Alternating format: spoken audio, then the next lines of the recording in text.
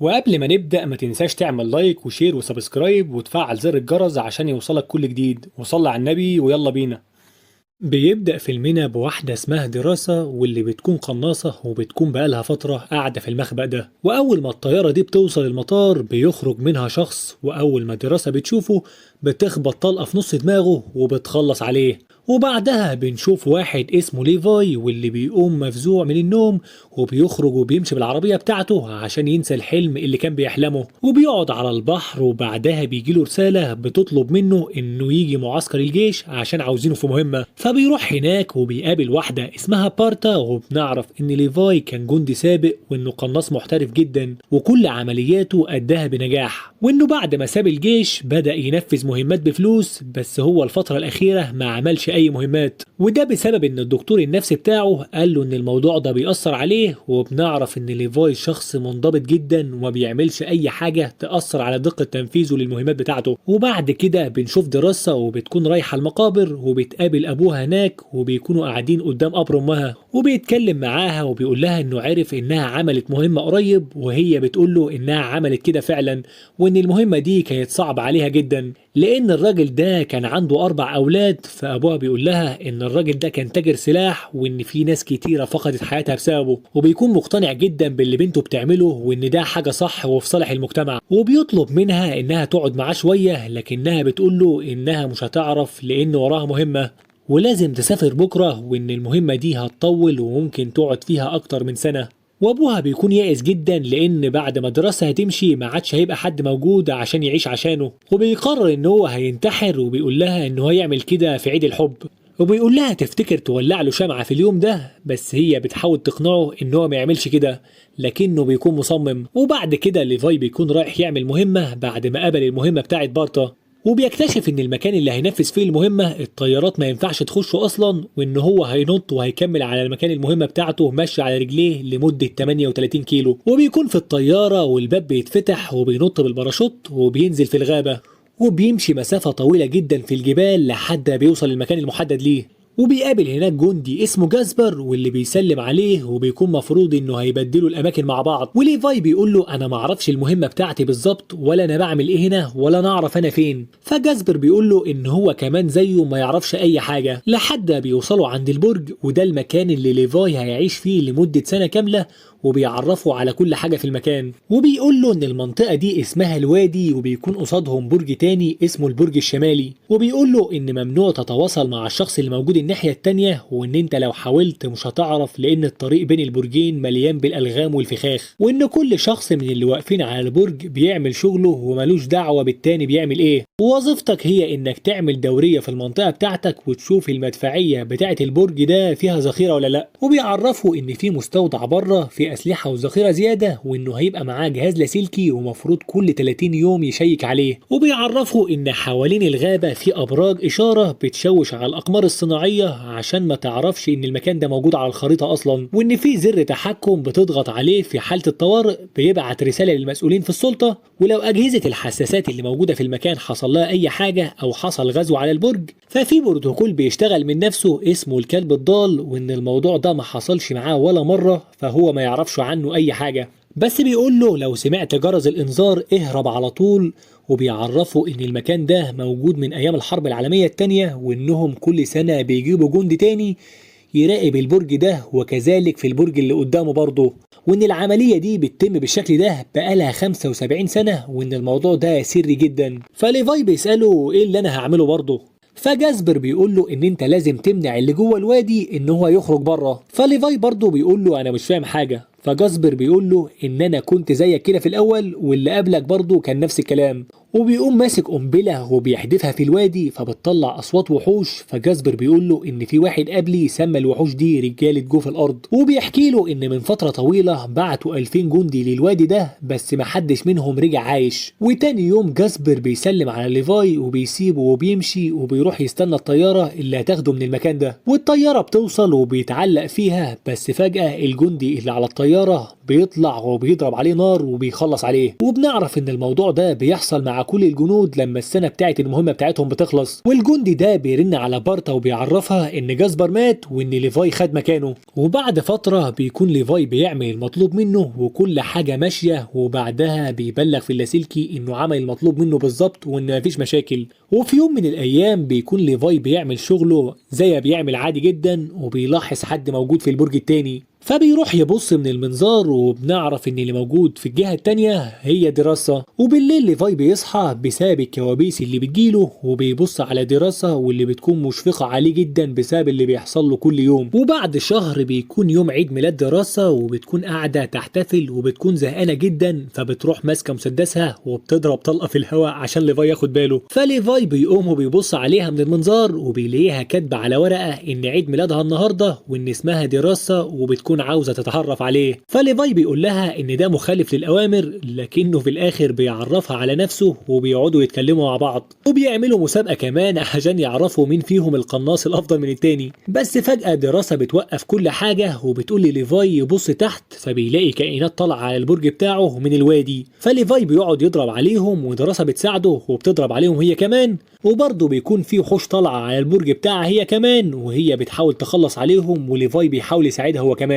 بس وسط كل ده دراسة بتتصاب وبيغمى عليها، فليفاي بيقعد يضرب على الوحوش والمدافع بتشتغل وبتخلص على الوحوش برضه. وليفاي بيفضل طول الليل قاعد يراقب البرج بتاع دراسة عشان لو اي وحش هجم عليها لحد بتفوق، وبتقعد تعالج نفسها. وتاني يوم بيظبطوا الاسلحة بتاعتهم، وليفاي بينزل يحط الغام مكان الالغام اللي انفجرت، وبيكون مش عارف ايه اللي بيحصل في الوادي ده. وفجأة بتظهر طيارة درون وكل الاسلحة والمدافع ما بتضربش عليها لسبب غريب. ومع الوقت علاقة دراسة وليفاي بتتطور اكتر وبيتكلموا مع بعض اكتر وبيكونوا معجبين ببعض جدا. ويوم عيد الحب دراسة بتولع شمعة وبتقعد تعيط لان غالبا ابوها مات في الوقت ده. وليفاي بيبص عليها من المنظار وبيسألها مالك، فبتقول له انها كان نفسها انه يكون معاها دلوقتي. فليفاي بيقعد يفكر طول الليل، وبعدها بيربط حبل بطلقة ار بي جي وبيضرب الطلقة فبيوصل عند دراسة، وبتكون مبسوطة انه عمل كده، وبيربطوا الحبل كويس عشان ما يتقطعش، وبيقول لها انه هيجي يتعشى معاها النهارده. فطبعا بتوافق وبيجهز نفسه وبيروح لها بالحبل وبيوصل لها، وبتكون ريحته وحشه جدا لانه تعب على بال ما وصل لها. فبيروح ياخد دش وبعدها بيقعد معاها طول الليل وبيتكلموا مع بعض عن الوادي وان هو عاوز يعرف ايه الكائنات اللي تحت دي والكلام ده. فدراسه بتقول له ان مش لازم نعرف كل حاجه، واحيانا الجهل بيبقى نعمه. وبيقعدوا يتكلموا مع بعض وبيكونوا مبسوطين جدا. واليوم بيخلص، وتاني يوم ليفاي بيقرر يعدي الناحيه التانيه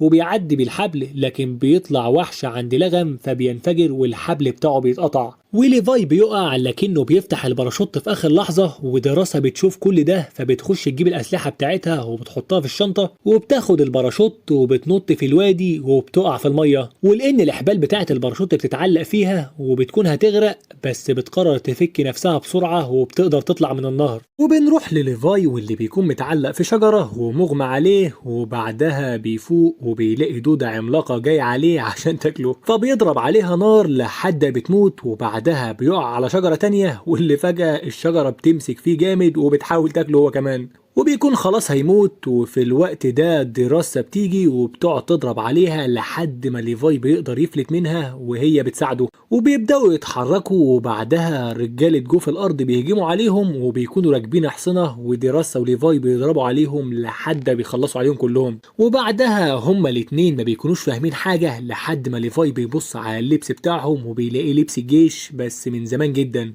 وبيعرف ان الناس دي هم ال2000 جندي اللي دخلوا الوادي زمان، بس الفكرة هم ليه عاملين كده. وبعد كده بيقرروا انهم هيكملوا الطريق ده وبيمشوا، وبيكون المكان شكله غريب جدا وبيكون في ناس شبه مزروعة في الارض، لحد بيوصلوا قدام مكان وبيقرروا انهم هيخشوا يستخبوا فيه. واول ما بيدخلوا بيلاقوا المكان مليان جثث، والغريب ان الناس دي هي اللي قتلت نفسها. وفجأة بينزل عليهم عراكب من السقف وبيدخل عليهم رجالة جوف الأرض وبتبدأ المدعكة، وبيفضلوا يضربوا فيهم لحد ما اتحاصروا تماما. فدراسة بتحدف قنبلة وبتعمل فتحة في المكان وبيهربوا منها. وبعدها بيبدأوا يدوروا على مخبأ تاني، فبيلاقوا معمل قريب وبيكون عملاق ومليان جثث ودم وكائنات غريبة، وتحس المكان كان فيه تجارب كتير بتحصل فيه زمان. وبيلاقوا المولد بتاع الكهرباء وبيقدروا يشغلوا النور، وبيلاقوا شريط قديم وبيشغلوه، وبيظهر في الشريط دكتورة وبتقول ان ساعة ما اوبنهايمر كان شغال على القنبلة النووية احنا كمان كنا شغالين على قنبلة بس بيولوجية، وكانت عبارة عن قنبلة فيها فيروسات هتنهي الحرب تماما. بس قبل ما القنبلة تخلص حصل زلزال ودمر الشغل كله وحرر الفيروس في المعمل وفي الوادي كله. والفيروس ده عنده القدرة ان هو يغير الحمض النووي ويربط ما بين الانسان والنبات ويخليه وحش وكمان يخليه خالد ما بيموتش. وبتقول ان الفيروس منتشر في كل حتة في الوادي واحنا حاليا بنحاول نسيطر عليه عشان ما يخرجش بره. وبتقول ان اعراض الفيروس بتظهر بعد 5 ايام، ولو ما ظهرش عليك حاجة بعد المدة دي يبقى انت زي الفل. وهما الاتنين بيتصدموا من الكلام ده وبيستغربوا ليه مكان زي ده ما اتضربش بالناوي عشان يخلصوا على الوباء ده كله ونخلص خالص. المهم بيكملوا لفتهم في المكان وبيلاقوا اجهزة حديثة، ودي حاجة غريبة جدا لان المفروض المكان ده محدش دخله من ايام الحرب العالمية التانية. وبيفتحوا واحد من الاجهزة دي وبيلاقوه تبع شركة داركليك، وبيلاقوا ملفات عن الطيارة اللي هو كان شافها قبل كده وكانت برضو تبع شركة داركليك. والست اللي اسمها بارتا بتبقى تبع الشركة برضو، وبتحاول هي والشركة دي يستخدموا المكان ويصنعوا جنود خارقين اقوى من البشر العاديين. وبكده بنفهم ان المكان ده لسه ما اتنسفش لحد دلوقتي لان الشركة عاوزة تستفاد منه وتصنع جنود خارقين عن طريق الفيروس اللي موجود في المكان. وليفاي طبعا قعد يقلب في الكمبيوتر ولقى ملف اسمه الكلب الضال، والملف ده بيقول ان في قنبلة نووية في نص الاخدود ومتوصلة بحساسات عشان لو في يوم من الايام الاخدود اتعرف او العالم عرف مكانه القنبلة تنفجر ويتم نسف الاخدود بالكامل. وساعتها بيقفل الكمبيوتر وبياخد دراسة وبيخرج من المكان، واثناء ما هم خارجين بيظهر واحد من المجوفين وبيربط دراسة من رجلها وبيسحبها على الارض وهي عيني بتحاول تفك منه بس هو مزحفها على الارض لحد ما اغمى عليها. وليفاي بيجري وراها بس هو طبعا مش قادر يلحقها لحد ما بيوصل عند المكان اللي هي اتاخدت فيه. وبيطلع ان المكان ده كان هو المكان اللي فيه الصاروخ الكيميائي ايام الحرب العالمية، وكان ده المكان اللي الصاروخ انفجر فيه لما حصل الزلزال. بس طبعا لان ليفاي شهم جدا قرر ان هو هينزل عشان ينقذ دراسة. وفي الوقت ده دراسة بتصحى وبتلاقي نفسها مربوطة والراجل ده بيجهز نفسه عشان ياكلها على العشاء. المهم هي بتقعد تحاول تفك نفسها ولما بتفلت بتهجم عليه بس هو في الاخر بيزنقها في الحيطة وبيبقى هيخلص عليها. لكن ليفاي بيجي في اخر لحظة وبيخلص عليه وبيقول لدراسة ان احنا لازم نخرج من هنا بسرعة لان المكان مليان فيروسات. وفي طريقهم بيلاقي الصاروخ الكيميائي اللي انفجر زمان وبيكون عامل حوالين نفسه شجرة مترابطة من البني ادمين، وكمان مخليهم مش عارفين يعيشوا ولا عارفين يموتوا وبيتعذبوا على الفاضي. فليفاي بيقول لها ما تلمسيش اي حاجة عشان ما نتعداش. ودراسة طبعا بتخبط فيهم بالغلط فبيحاولوا يمسكوها عشان يضموها للشجرة بتاعتهم طبعا، بس ليفاي بيطوحهم كلهم ودراسة بتحدف قنبلة وبتحرقهم وبيطلعوا يجروا من المكان. وبيلاقوا مخزن فبيخشوا فيه وبيلاقوا فيه عربيات اللي هي بتاعت الجيش المحملة دي،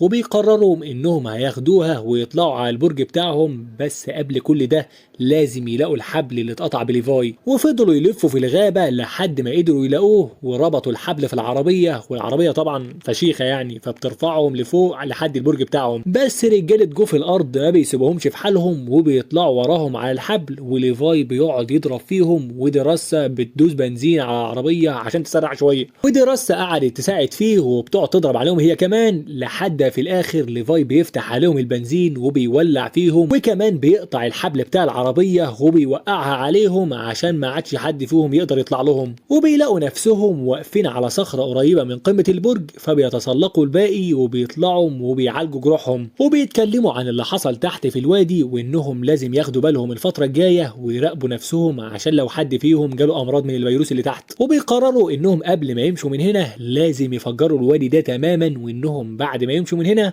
هيروحوا عشان يعيشوا حياة هادية وسعيدة في فرنسا. والصبح ليفاي بيربط حبل بين البرج بتاع دراسة والبرج بتاعه وبيعدي الناحية التانية لان ده بيكون اليوم اللي المفروض يكلم فيه الجيش عشان يقول لهم ان كل حاجة تمام. لكن لأول مرة بارتا هي اللي بتكلمه وبتقعد تسأله اسئلة غريبة واسئلة كتيرة عن الوادي ولو هو دخل جوه ولا لا.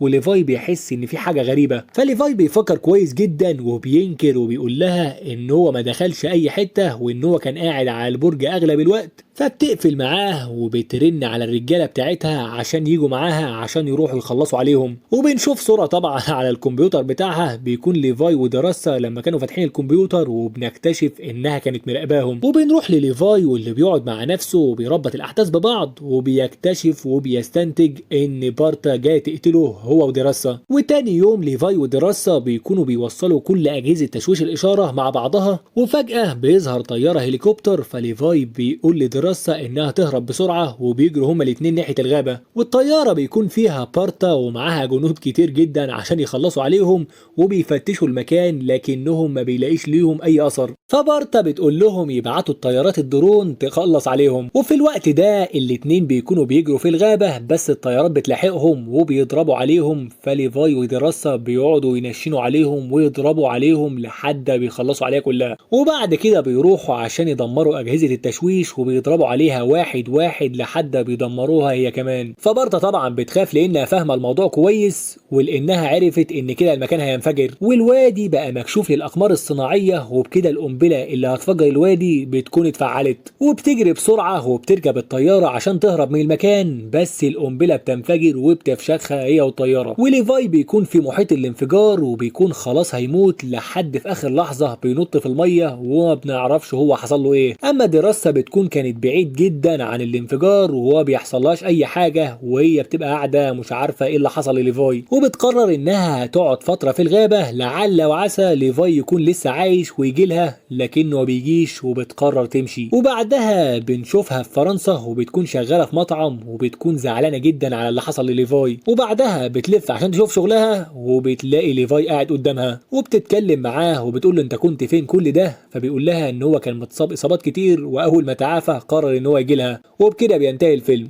ولو عجبك الفيديو اضغط لايك وما تنساش تشترك في القناة عشان تشوف الملخصات الجاية. سلام.